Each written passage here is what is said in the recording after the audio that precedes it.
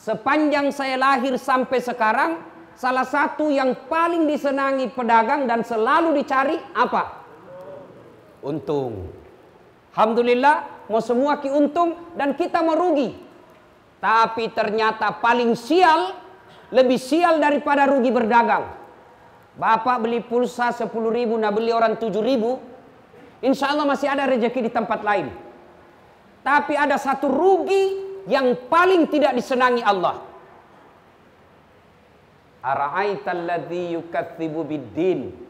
Tahu enggak kamu pendusta agama? Pak balena agamae, salatnya dusta, puasanya dusta, hajinya dusta, zakatnya dusta. Satu di antaranya yaitu fawailul lil musallin, maka celaka, rugi orang-orang yang sholat. Siapa mereka yang rugi dalam sholatnya? Mereka yang bermain-main dalam sholat. Nah, mari kita lihat mana yang main-main sholat. Sebaliknya, Al-Quran juga menjelaskan, qad aflahal mu'minun. Tadi orang rugi. Sekarang qad aflahal mu'minun. Maka beruntung orang-orang yang beriman. Siapa mereka? Alladzina hum fi salatihim khasiun. Mereka yang khusyuk dalam sholatnya. Nah, ini lebih banyak tanya ke mahasiswaku, Ustaz, bagaimana itu caranya orang khusyuk? Apakah khusyuk itu sholat tidak ingat apa-apa? Kalau khusyuk tidak ingat apa-apa, bukan sholat namanya, pingsan. Bagaimana caranya khusyuk? Tata cara agar kita bisa khusyuk.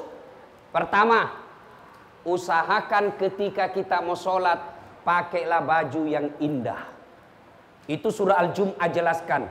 Kau datang ke masjidku, lo ko masigi ku mas sampajang, pakai ko baju makesing. Pakailah baju yang indah, bukan yang mahal, tapi yang indah. Tapi apa yang terjadi di antara kita? Mau ketemu wali kota, ngaling ngasing baju baru. Kalau perlu parfum palsu poin pakai. Pinjam sepatunya temannya, nah pinjam dasinya temannya, sampai ketemu wali kota, nah cium tangannya itu wali kota padahal baru tanda tangan korupsi. Tuh, sekalinya mau datang ke masjid, pakaian ala kadarnya.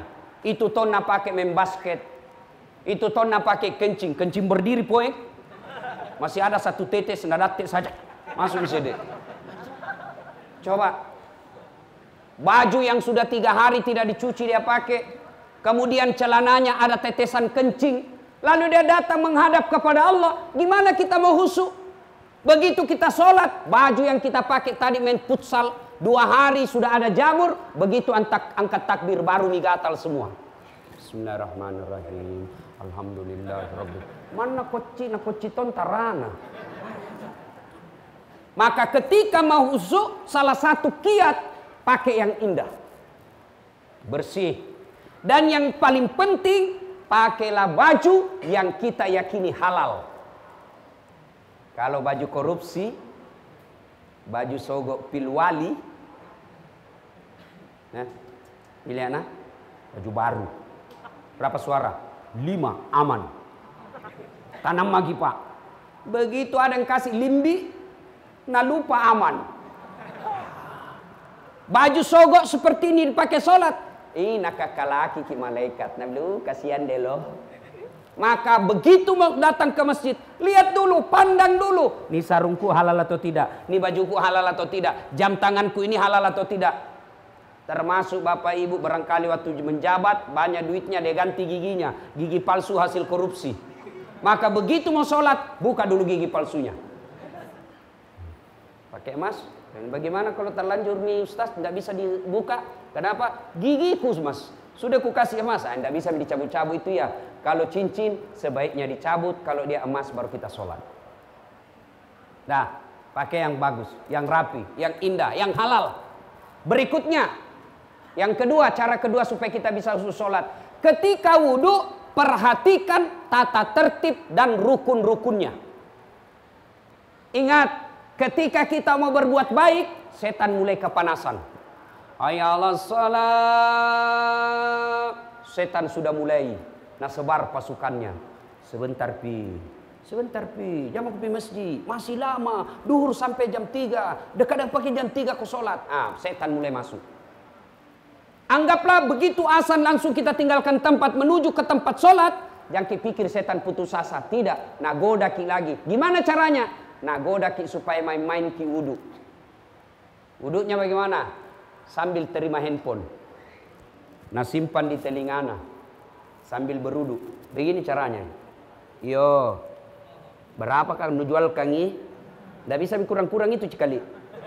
Itu wudu sambil nelpon. Siapa ajar ki begitu? Ada yang lebih parah, menyanyi sambil wudu. Pulang-pulangku berbadan dua. Itu kalau kita mau khusyuk dalam sholat, mulai cara wudu kita perhatikan. Banyak yang tidak perhatikan rukun-rukun sholat. Rukun-rukunnya wudu yang banyak kita keliru, buka Quran. Quran mengajarkan wudu dari jari-jari hingga ke siku. Prakteknya kameneh. Quran mengajarkan basuh dari jari-jari ke siku. Berarti begini caranya. Tapi apa yang kita praktekkan? Buka keran dari siku ke jari.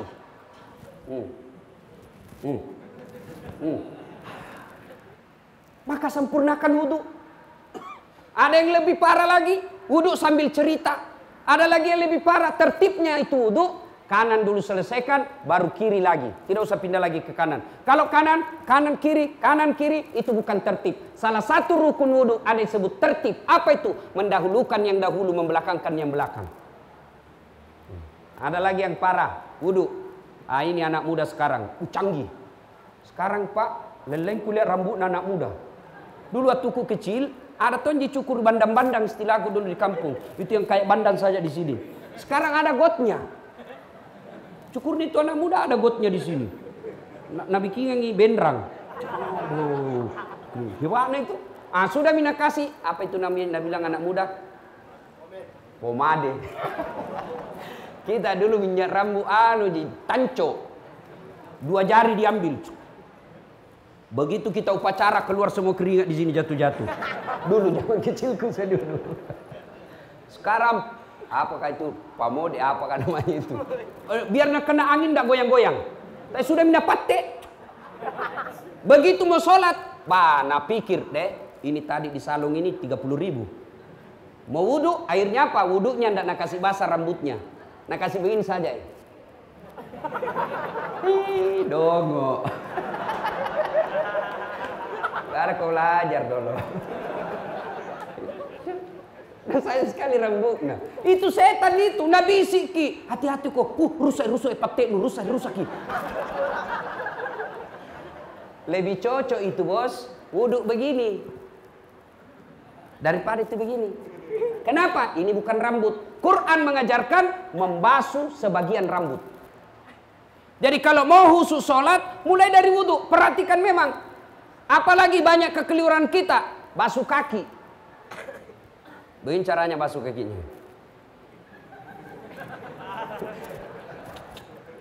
Anak muda milenial. La ilaha illallah. Perbaiki. Yang disunnahkan jari-jari tangan masuk ke jari-jari kaki.